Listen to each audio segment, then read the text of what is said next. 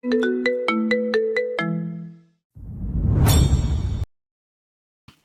তাই নাকি? বউকে মুখে স্বীকার করে না অথচ সেই বউয়ের জন্য মাঝরাতে মল ওলটপালট করে শাড়ি কিনে নিয়ে আসে। আবার সারা রাত জেগে নিজের হাতে এত যত্ন করে মেহেদির নকশাও এঁকে দেয়। এমনকি শেষ রাতে জড়িয়ে ধরে টুপটুপ করে চুমুও খায়। সে আবার এসেছে এখানে নিজের চরিত্র নিয়ে বড়, বড় লেকচার দিতে। হাহ! ঢং! এই খিটখিটে স্বভাবের জন্যই তো মনে হয় ওই শিরিন ডাইনি আপনাকে ছেড়ে চলে গিয়েছে। শিরিনের নামটা মৌয়ের মুখে শোনা মাত্রই উজান যেন পায়ের নিচে মাটি খুঁজে পেল না। পুরো শরীর শক্ত হয়ে গেল তার। শিরিনের ব্যাপারে এই চৌধুরী বাড়ির লোকজন ছাড়া বাইরের কেউ তেমন কিছু জানে না। বাড়ির লোকও শুধু এতটুকুই জানতো যে উজানের অতীতে একটা গভীর প্রেম ছিল, কিন্তু সেই মেয়ের নাম, পরিচয় বা ইতিহাস কেউ জানতো না। তাহলে এই পুচকে মেয়েটা কিভাবে জানলো? শিরিনের ব্যাপারে তুমি কিভাবে জানলে? যা বাবা! একটু আগে নিজেই তো আমায় ঘুমের ঘোরে জড়িয়ে ধরে সেই ডাইনিকে ১০ বার I love you বলে মুখে, মুখে ফেনা তুলে ফেললেন। এখন আবার আমাকেই উল্টো জিজ্ঞেস করছেন আমি কিভাবে জানলাম? কথাটা শুনে উজান শুকনো ঢোক গিলল। নিজের উপর তীব্র রাগ আর ক্ষোভ হতে লাগলো তার। ঘুমের ঘোরে সে নিজের অজান্তেই এসব কি আবোল তাবোল বকে ফেলেছে। শিরিনকে সে মন থেকে যতই মুছে ফেলতে চায়, সে ততই জেগে বসে। কাল বিকেলে দূর থেকে হুট করে মেয়েটাকে অন্য একজনের সাথে দেখার পর থেকেই মগজে যেন নতুন করে পুরনো ক্ষতটা চারা দিয়ে উঠেছে। ঠিক তক্ষুনি মৌ বাঘিনীর মতো পা ফেলে উজানের একেবারে গায়ের কাছে এসে দাঁড়ালো। তারপর উজানের মুখের দিকে ঝুঁকে পড়ে চোখ দুটো সরু করে অত্যন্ত মারমুখী ও ফিসফিসানি গলায় স্পষ্ট ভাষায় হুঁশিয়ারি দিল। শুনুন প্রফেসর সাহেব, বিয়ের আগে আপনার লাইফে কোনো পেত্নী, ডাইনি বা চামচিকি ছিল তা নিয়ে আমার বিন্দুমাত্র ইন্টারেস্ট নেই। বাট এখন যেহেতু আপনি আমার বিবাহিত ক্রাশ বর, সো আজ থেকে যদি আমি ছাড়া অন্য কোনো মেয়ের দিকে চোখ তুলে তাকিয়েছেন কিংবা ওই পুরনো পেত্নীকে আবারও নিজের ঘরে তোলার চেষ্টা করেছেন, তবে আমি আপনাকে একদম আল্লাহর নামে কুরবানি করে দিব বলে দিলাম। এই বলেই মৌ উজানের মুখের উপর এক বিশ্রী ভেঙচি কেটে দরজার দিকে চলে গেল। উজান যেন পাথরের মূর্তির মতো একদম আহাম্মক বনে দাঁড়িয়ে রইল। মেয়েটার কথার তেজ দেখে মনে হচ্ছে সুযোগ পেলে সে উজানকে সত্যি সত্যি জ্যান্ত জবাই করে কুরবানি দিয়ে দেবে।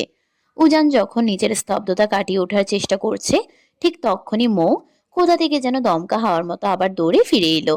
উজান কিছু বুঝে ওঠার আগেই সে পায়ের পাতায় ভর দিয়ে উঠে উজানের ডান গালে ঠোঁট চেপে এক জোরালো মিষ্টি চুম্বন এঁকে দিল। তারপর উজানের কানের কাছে মুখ এনে ফিসফিস করে আওড়ালো। ভালোবাসি আমার খিটখিটে প্রফেসর সাহেব। ঈদ মোবারক। কথাটা বলেই আর এক সেকেন্ডও সেখানে দাঁড়ালো না মৌ। খিলখিল করে হাসতে হাসতে এক দৌড়ে রুম থেকে বেরিয়ে গেল। অসভ্য মেয়ে একটা।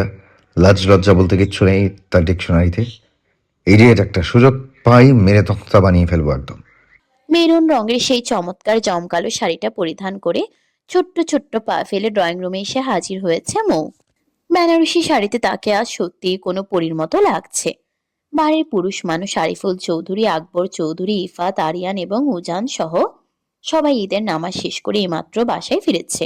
সবার পরনে নতুন পাঞ্জাবি পায়জামা।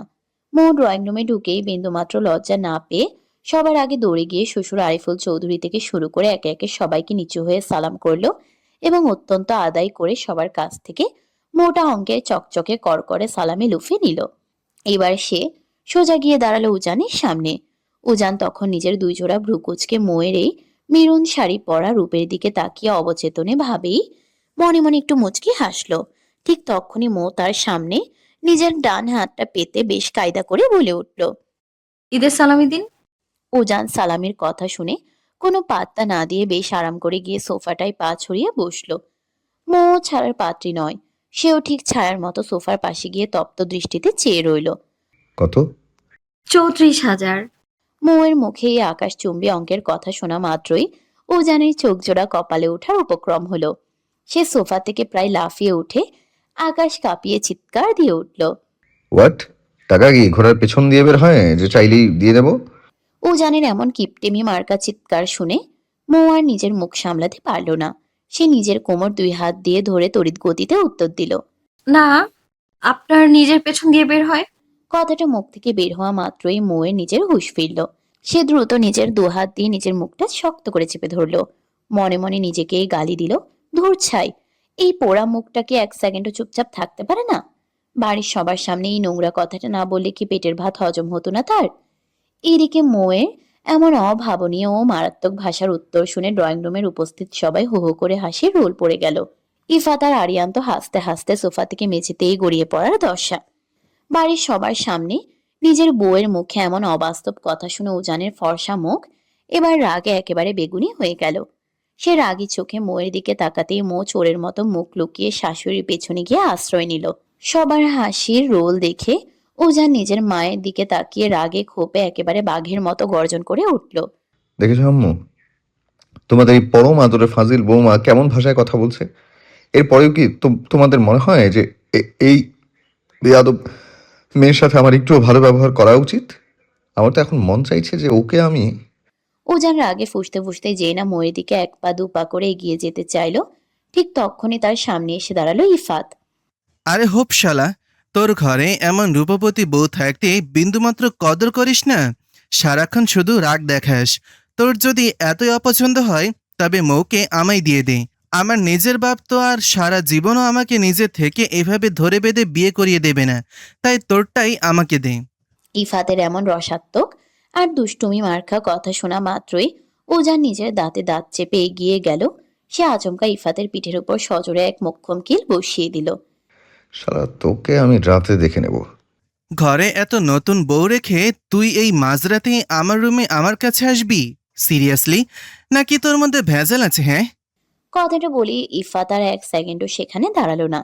উজানের পরবর্তী মাঠ থেকে বাঁচতে এক লাফে ড্রয়িং রুমের অন্য প্রান্তে দৌড়ে গিয়ে সবার পেছনে সরে দাঁড়ালো। উজান এবার রাগে একদম বোম হয়ে গেল।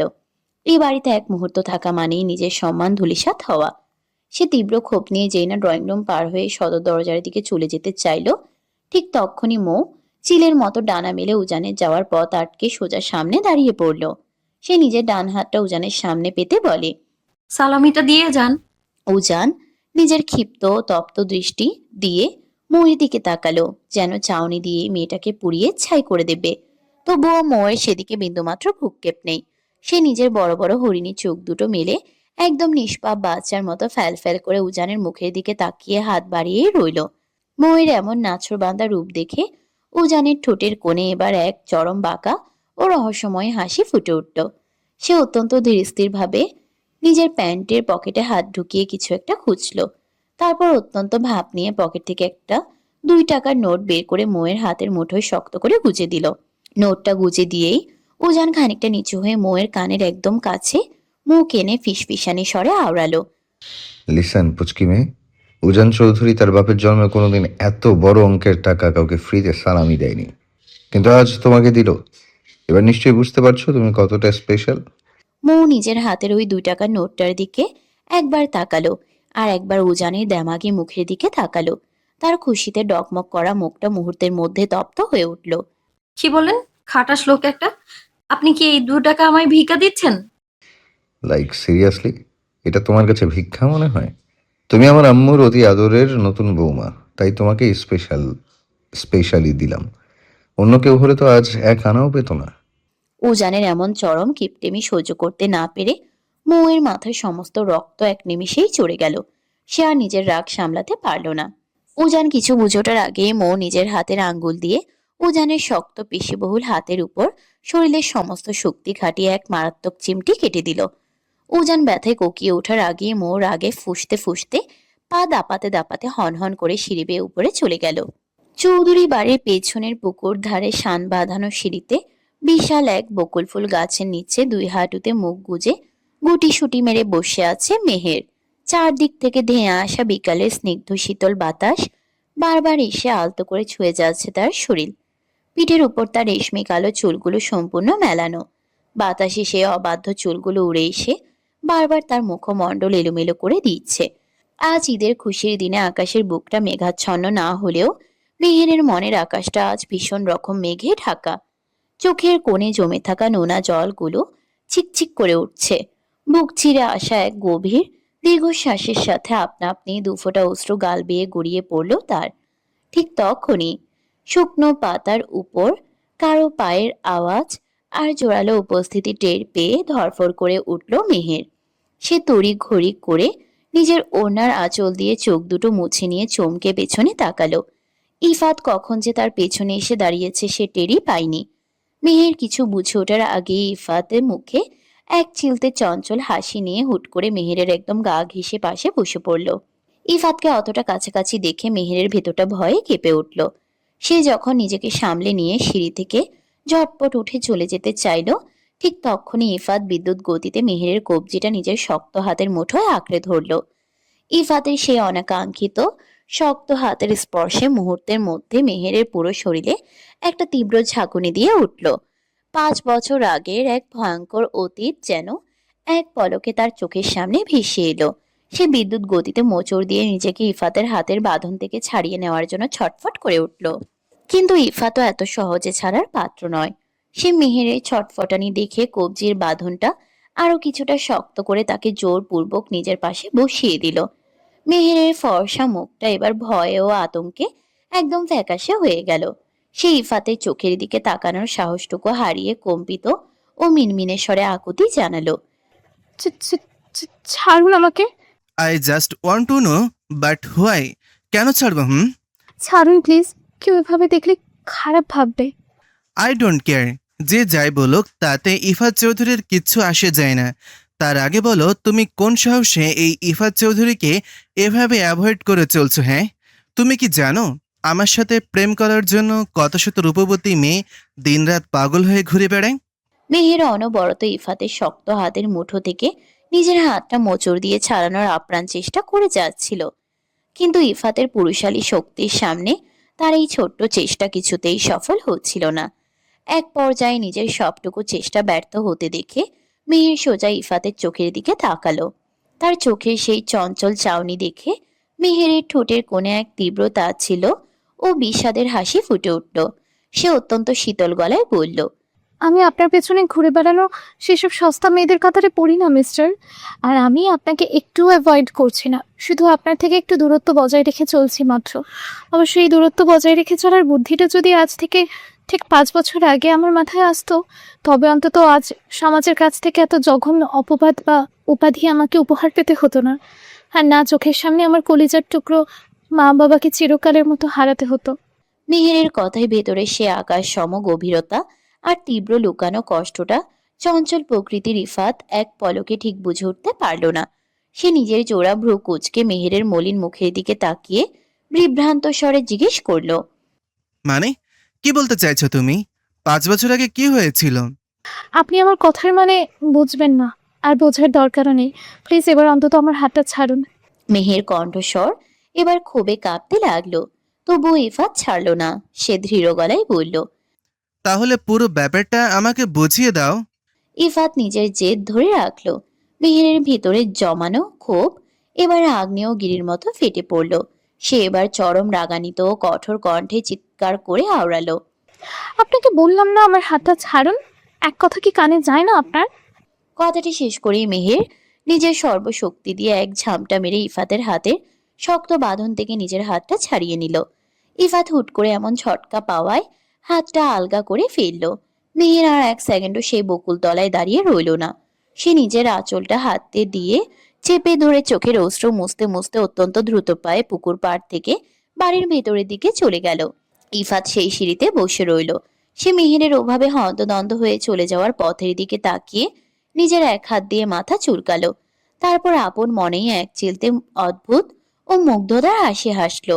সে নিজের ফিসফিসানি কণ্ঠে আওড়ালো, আম রিয়েলি সরি আমার ফুলকন্যা, তবে তোমার তো আমি এত সহজে ছাড়ছি না। বিকজ তোমার ওই রহস্যময় শান্ত চোখের মধ্যে এমন কিছু তো একটা লুকিয়ে আছে, যার জন্য এই ইফাত চৌধুরী নিজের ডজন ডজন সুন্দর সুন্দর গার্লফ্রেন্ড সাইডে রেখে তোমার ওই মলিন মুখের দিকেই সারা দিন এক নাগাড়ে তাকিয়ে থাকতে ইচ্ছে করে। তোমাকে দেখলেই কেন জানি হৃদয়ে এক অন্যরকম ভালো লাগা কাজ করে, এক অদ্ভুত অদ্ভুত অনুভূতির সৃষ্টি হয়। উজান সোফায় বসে অত্যন্ত মনোযোগ দিয়ে ল্যাপটপে ভার্সিটির কিছু জরুরি কাজ করছে। বাইরের কোনো কোলাহল যেন তার কানে প্রবেশ করতে না পারে, সেজন্য সে কানে ব্লুটুথ হেডফোন গুজে চড়া ভলিউমে গান ছেড়ে রেখেছে। ঠিক তখনই ঘরের দরজায় ছোটখাটো একটা ছায়া এসে উকি দিল। রুমের ভেতরে উজানকে ওভাবে গম্ভীর মুখে একাকী কাজ করতে দেখে মুহূর্তের মধ্যে মোয়ের ঠোঁটের কোণে এক ছিলতে দুষ্টু ও বিজয়ী হাসি ফুটে উঠল। মো এক হাতে একটা চকোলেট কোন আইসক্রিম কামড়ে খেতে খেতে গুটি গুটি পায়ে এগিয়ে এসে ধপাস করে একদম উজানের গা ঘেঁষে পাশে বসলো। চেনা সুভাষ আর পাশে কারোর উপস্থিতি টের পেয়ে উজান ল্যাপটপের স্ক্রিন থেকে চোখ সরিয়ে চরম বিরক্তিকর দৃষ্টিতে মোয়ের দিকে তাকালো। সে কোনো কথা না বাড়িয়ে সোফার অন্য প্রান্তে একটু সরে বসলো, কিন্তু মো দমবার পাত্র নয়। সে তড়িৎ গতিতে আবারও উজানের একেবারে পাশে গিয়ে লেপ্টে বসলো। উজান যতবারই দূরত্ব বজায় রাখতে সোফার এপাশ ওপাশ সরে যেতে চাইলো, মো ততবারই ইঞ্চি ইঞ্চি করে এগিয়ে গিয়ে তার সাথে নিজের ঘনিষ্ঠতা বাড়াতে লাগলো। অবশেষে উজান নিজের ধৈর্যের বাঁধ হারিয়ে কপাল কুঁচকে কান থেকে হেডফোনটা টেনে নামিয়ে অত্যন্ত রাগান্বিত কণ্ঠে আওড়ালো। এই ফাজিল মেয়ে, আমার গায়ের উপর এভাবে এসে ঘেঁষাঘেঁষি করছো কেন? হ্যাঁ, পাখা গজিয়েছে তোমার? এই যে প্রফেসর সাহেব, আপনি কি সারাক্ষণ ওই বাজখাই গলায় চিৎকার করা ছাড়া আর কোনো শান্ত ভাষায় কথা বলতে পারেন না? তাছাড়া আপনি তো এখন আমার বিবাহিত বর হন। সো নিজের বরের একটু কাছাকাছি আমি যেতেই পারি, তাতেও আপনার প্রবলেম? হ্যাঁ, প্রবলেম, ভীষণ প্রবলেম। তোমার এই সস্তা আদিক্ষেতা আমার একদম পছন্দ নয়। এখন চুপচাপ দূরে গিয়ে বসো, আমাকে আমার কাজ করতে দাও। উজান ভেবেছিল ধমক খেয়ে মেয়েটা এবার অন্তত দূরে গিয়ে বসবে, কিন্তু তার সেই ধারণাকে এক তুড়িতে উড়িয়ে দিয়ে মুহূর্তের মধ্যে সোফা থেকে ডানা মেলে সোজা উজানের কোলের উপর গিয়ে আয়েশ করে বসে পড়ল। উজান একদম আহাম্মকের মতো চোখ দুটো বড় বড় করে তাকিয়ে রইল। তার মগজ যেন এক সেকেন্ডের জন্য কাজ করা বন্ধ করে দিয়েছে। এই মেয়েটা আসলে কোন উপাদানে তৈরি? তাকে মুখে বলা হচ্ছে দূরে গিয়ে বসতে, অথচ সে দূরত্ব কমানো তো দূর, একেবারে তার কোলের উপর চড়ে বসে আছে। এই বেয়াদব মেয়ে, এক্ষুনি নামো আমার কোল থেকে। এটা কি তোমার দোলনা মনে হয় যে যখন ইচ্ছা এসে দোল খাবে? একদম বেশরম অসভ্য মেয়ে একটা। উজানের মুখে অসভ্য শব্দটা শোনা মাত্রই মুয়ের গাল দুটো রাগে রসগোল্লার মতো হয়ে উঠল। সে কোলের উপর বসে উজানের কলারটা টেনে ধরে খটখট করে উত্তর দিল। আপনি অসভ্য, আপনার ১৪ গোষ্ঠী অসভ্য। হুঁ, এসেছে আমায় অসভ্যের সার্টিফিকেট দিতে। নিজের ক্যারেক্টারের কোনো ঠিক ঠিকানা নেই, ঘুমে ঘুরে আমায় জড়িয়ে ধরে শিরিন শিরিন বলে চুমু খায়, তার হিসেব নেই। আর এখন আমার দিকে আঙুল তুলছে। বেশি তেড়িবেড়ি করলে কিন্তু একদম বলে দিচ্ছি, শুধু কোল নয়, একদম আপনার ওই মাথার উপর গিয়ে বসে থাকবো আমি। উজান নিজের কটমট ও রক্তচক্ষু দৃষ্টি নিয়ে মুয়ের দিকে তাকালো। রাগে তার কান দিয়ে যেন গরম ধোঁয়া বেরোচ্ছে। এখন তো শুধু ওই মাথার উপর চড়ে বসাটাই তো বাকি রেখেছো, বেয়াদব মেয়ে। উজানের ওই অসহায় রাগী মুখটা দেখে মৌ আর নিজের হাসি চেপে রাখতে পারল না। সে খিলখিল করে হেসে উঠল। উজান তখনও নিজের গম্ভীর মার্কা রক্তচক্ষু দৃষ্টি নিয়ে মৌয়ের দিকে তাকিয়ে আছে। মৌ হঠাৎই নিজের হাতের অর্ধেক খাওয়া চকোলেট আইসক্রিমটা উজানের ঠোঁটের একদম সামনে এগিয়ে দিল এবং চোখে একরাশ মায়া ও মিষ্টি হাসি ঝুলিয়ে নরম স্বরে আওড়ালো। আইসক্রিম খাবেন? আমার খুব ফেভারিট, অনেক টেস্ট কিন্তু। আমি এসব ফালতু অখাদ্য কুখাদ্য খাবার খাই না। তা তো বলবেনই, আমার হাতে মিষ্টি আইসক্রিম আপনার কাছে তো অখাদ্যই মনে হবে। আপনার তো ওই ডাইনি শিরিনের হাতে বিষ খেলেও অমৃত মনে হতো, তাই না? শুধু এই মৌকে দেখলেই আপনার গায়ে জন্ডিস চড়ে যায়। আমাকে আপনার একটুও ভালো লাগে না, বুঝি আমি। বুঝতেই যখন পারছো যে তোমাকে আমার সহ্য হয় না, তাহলে কেন শুধু শুধু আমার লাইফে আঠার মতো লেগে আছো? চলে যাও না আমার জীবন থেকে। এহ, উনি বললেন আর আমি অমনি পুটলি বেঁধে চলে গেলাম, তাই না? মৌ কোল থেকে এক ঝটকায় নেমে দাঁড়িয়ে কোমরে হাত দিয়ে দাঁড়িয়ে পড়ল। তারপর এই জন্মে তো আপনার পিছু ছাড়ছি না, এমনকি মরে গেলেও আপনার হাড় মাংস জ্বালিয়ে পুড়িয়ে একদম কয়লা বানিয়ে ছাড়বো। উজান চোখ জোড়া কপালে তুলে একরাশ বিরক্তি নিয়ে সোফা ছেড়ে এবার সোজা বিছানায় গিয়ে বসলো। কিন্তু মোয়ের আজ তার পিছু ছাড়ার কোনো নামই নেই। সেও বিড়ালের বাচ্চার মতো পিছু পিছু গিয়ে ঠিক উজানের গা ঘেঁষে বিছানার উপর আয়েশ করে বসলো। উজান মোয়ের দিকে এক পলক আর চোখে তাকিয়ে একটা তপ্ত দীর্ঘশ্বাস ফেললো। তারপর আর কোনো কথা না বাড়িয়ে আবারও নিজের ল্যাপটপের স্ক্রিনে তীব্র মনোযোগ দিল। ঠিক তখনই মৌ মুচকে হাসতে হাসতে ফিসফিস করে বলল। প্লিজ ছাড়ুন আমায়, শাশুড়ি মা এসে পড়বে। মৌয়ের মুখে এই কথাটি শোনা মাত্রই উজান ভীষণ খেলো যেন। সে কাশতে কাশতে ল্যাপটপটা একপাশে সরিয়ে নিজের চোখ দুটো বড় বড় ও রাঙিয়ে চেঁচিয়ে বলে উঠল। এই অসভ্য মেয়ে, তোমায় আমি ধরলাম কখন যে ছেড়ে দেব? না মানে আপনি একদিন এমন করবেন তো, তাই আগে ভাগে প্র্যাকটিস করছি। শয়তানের হাড্ডি বলে কি? এই বলে উজান ক্ষিপ্ত পায়ে মৌয়ের পিছু নিল তাকে ধরার জন্য। মৌ খিলখিল করে হেসে এক লাফে সরে গেল। উজানও দমবার পাত্র নয়, সেও তার পিছু দৌড়াতে লাগলো। মৌ পুরো রুম জুড়ে প্রজাপতির মতো এদিক থেকে ওদিক ছুটে বেড়াতে লাগলো। উজানের হাত থেকে বাঁচতে তার এই চিলতে ছটফটানি দেখে উজান মাঝপথেই থেমে গিয়ে চেঁচিয়ে উঠল। এই ইডিয়েট, দাঁড়াও বলছি। এইটুকু বয়সে মুখ দিয়ে এত পাকা পাকা কথা বের করছি, এখনো দুধের দাঁত পড়েনি, অথচ অভদ্রদের মতো ব্যবহার। সত্যি কথা বললেও আমার দোষ, তাই না? চুপ করো অসভ্য মেয়ে। একবার যদি তোমায় হাতে নাতে ধরতে পারি তবে মেরে একদম তক্তা বানিয়ে ফেলবো, মনে রেখো। আপনি চুপ করুন সভ্য পুরুষ। এই বালের কথা ছাড়া কি আর কি পারেন আপনি? ননসেন্স বলে কি?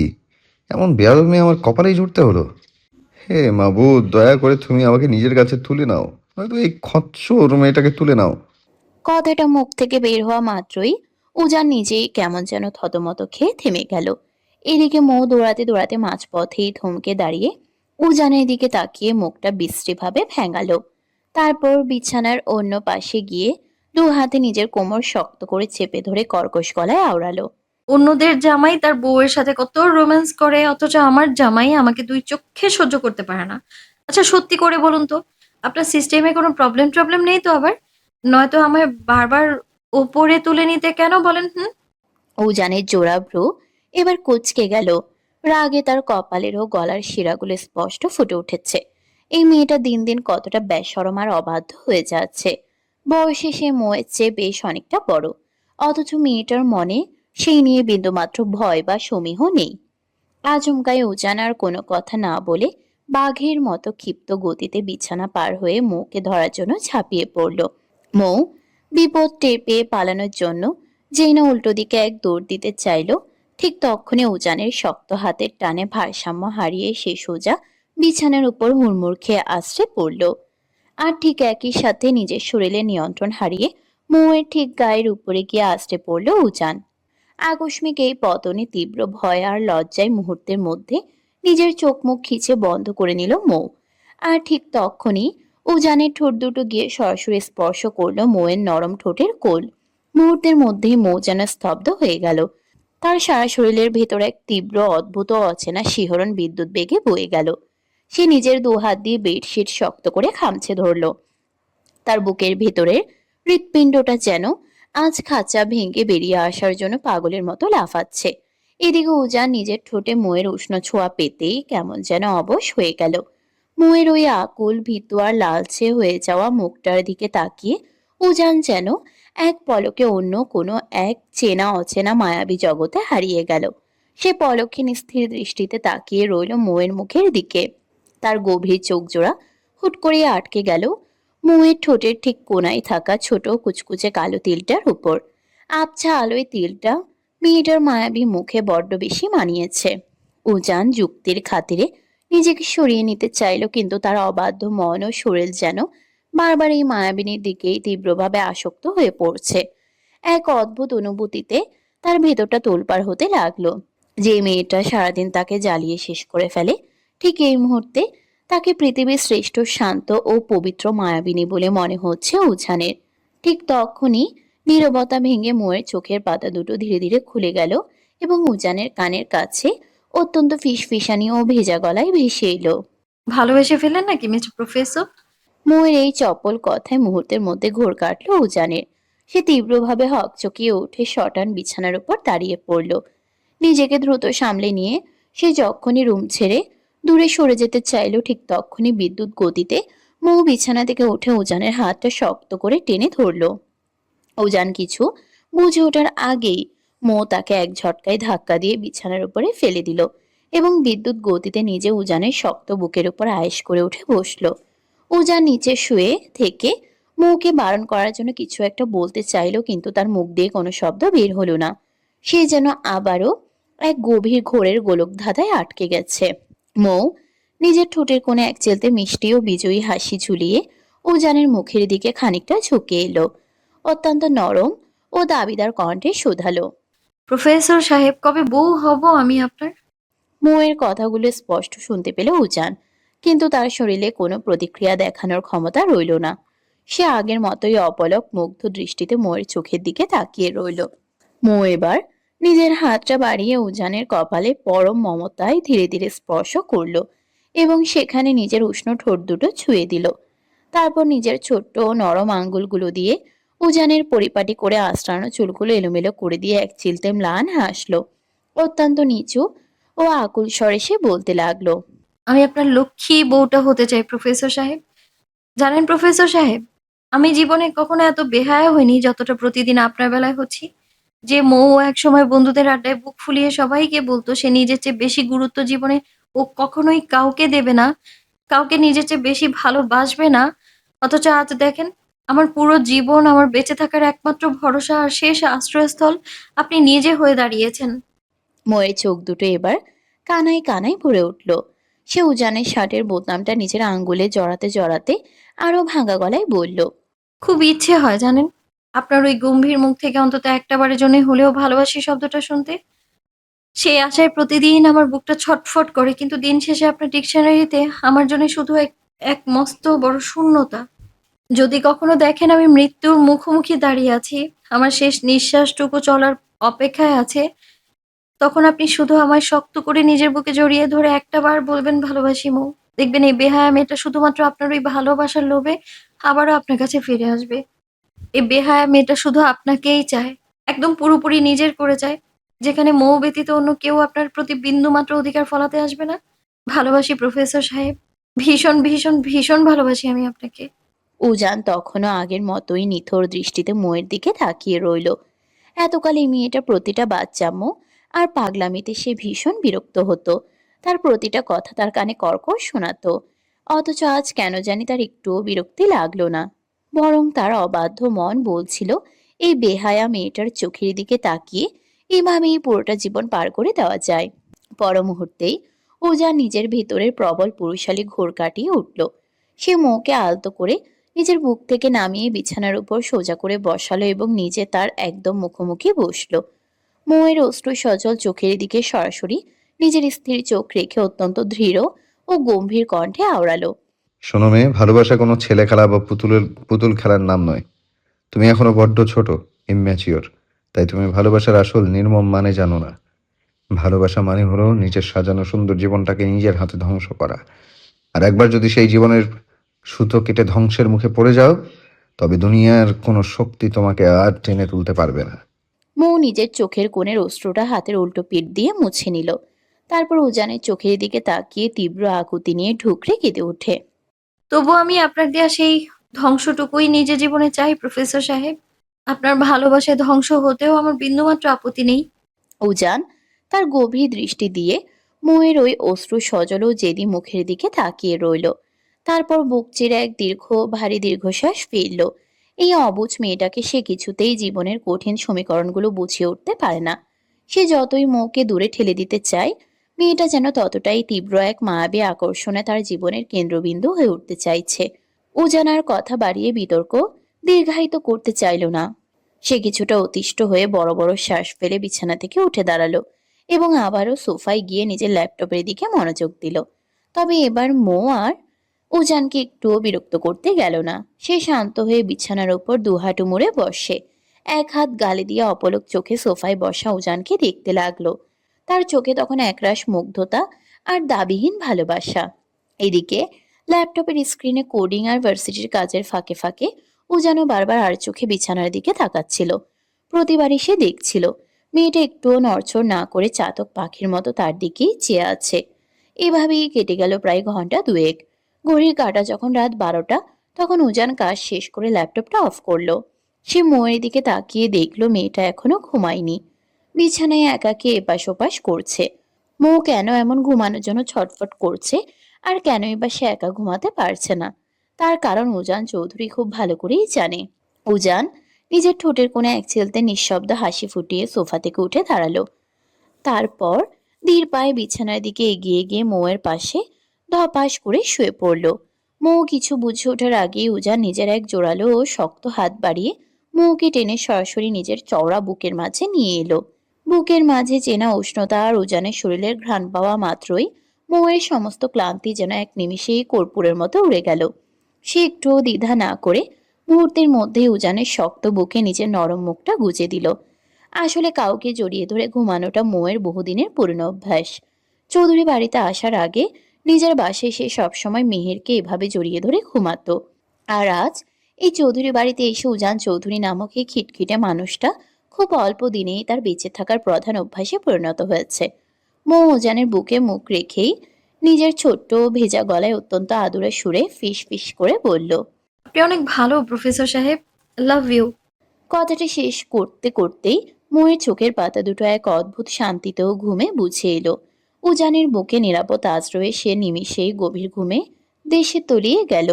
উজান নিজের বুকের ওপর মৌয়ের শান্ত নিঃশ্বাস অনুভব করে অন্ধকারে নিঃশব্দে ও পরম তৃপ্তিতে হাসল। তার নিজেরও জানা নেই কখন এই পুচকি মেয়েটা তার পাথরের হৃদয়ে কিছুটা অধিকার হরণ করে নিয়েছে। সে নিজের অলক্ষ্যেই অত্যন্ত আলতো ও কোমল ছোঁয়ায় মৌয়ের রেশমি চুলগুলোর উপর হাত বুলিয়ে দিতে লাগলো। একসময় উজান নিজেও মৌকে বাহুবন্ধনে আগলে রেখে ঘুমের রাজ্যে পাড়ি জমালো।